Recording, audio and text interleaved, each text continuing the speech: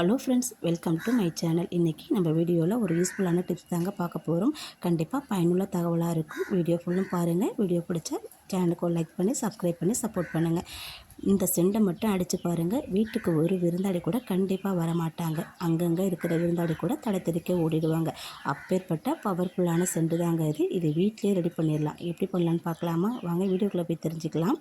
ஒரு mixie jar எடுத்திருக்கேன். அதில் 5-6 பல் பூண்டு சேர்த்துருக்கேன். காஞ்ச பூண்டு, நல்ல பூண்டு, எந்த பூண்டானதும் சேர்த்துக்குங்க.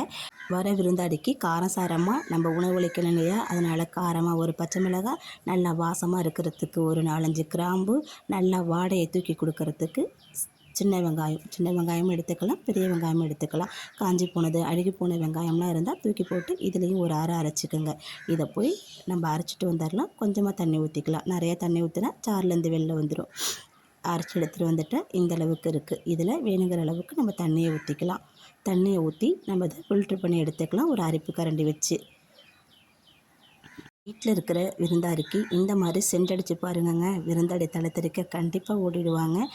ஒளிஞ்சிருக்கிற விருந்தாடி கூட மூச்சு முட்டி செத்து போயிடுவாங்க. கண்டிப்பாக ட்ரை பண்ணுங்கள். இதை நம்ம வேணுங்கிற அளவுக்கு தண்ணி ஊற்றி எடுத்துக்கலாம். இதை சுத்தமாக பிழிஞ்சு விடுறதுக்கு அரிப்பு கரண்டில் கையை வச்சு நம்ம நல்லா அமுத்தி எடுத்துக்கலாங்க. அமுத்தி எடுத்துகிட்டு வடிகட்டினதுக்கப்புறம் இந்த வெங்காயம் பூண்டு இருக்குது பார்த்திங்களா, அதை நம்ம தூக்கி போட தேவை கிடையாது. அதையும் கூட சின்ன சின்ன உருண்டைகளாக நம்ம பிடிச்சி நம்ம பாத்திரம் விளக்குற இடம், பாத்திரம் கமுத்து வச்சுருக்கிற இடம், அஞ்சரை போட்டு ஜாமான் வச்சுருக்க இடம், அதெல்லாம் மூளைக்கு மூளை இந்த உருண்டையை தூக்கி வைங்க. அந்த விருந்தாடிக்கு இந்த வாடை கண்டிப்பாக பிடிக்காது.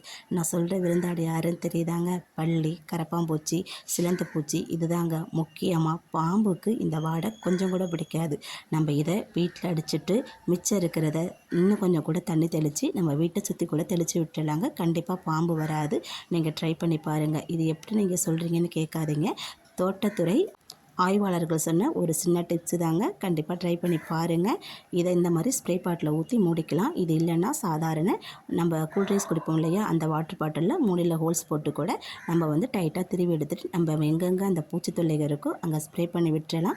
கண்டிப்பாக பூச்சி வராது. நான் உங்களுக்கு லைவாகவே நான் செஞ்சு காமிச்சிருக்கேன். இந்த மாதிரி மூளை முடுக்கு எல்லாமே நம்ம புழங்காத இடம்லாம் இருக்கும் இல்லையா, அந்த பக்கமெல்லாம் கண்டிப்பாக அடிங்க. பாத்ரூமு எங்கெங்கே செவத்தில் அந்த சிலந்தி பூச்சி தொல்லை இருக்குதோ, பள்ளிகள் தொல்லை இருக்குதோ அந்த பக்கம் அடித்து விடுங்க. விருந்தாடி தலை தெறிக்க கண்டிப்பாக ஓடிடுவாங்க. நான் அடித்த இடத்துலேருந்து ஒரு சிலந்தி பூச்சி கீழே விழுந்துட்டு இப்போ நான் அது உயிரோடு தான் இருந்துச்சு. நீங்கள் பார்த்தாலே தெரிஞ்சிருக்கும். அது மேலே அடிக்கிறேன், சுத்தமாக வாஷ் அவுட் ஆகிட்டாங்க. அவ்வளோதாங்க.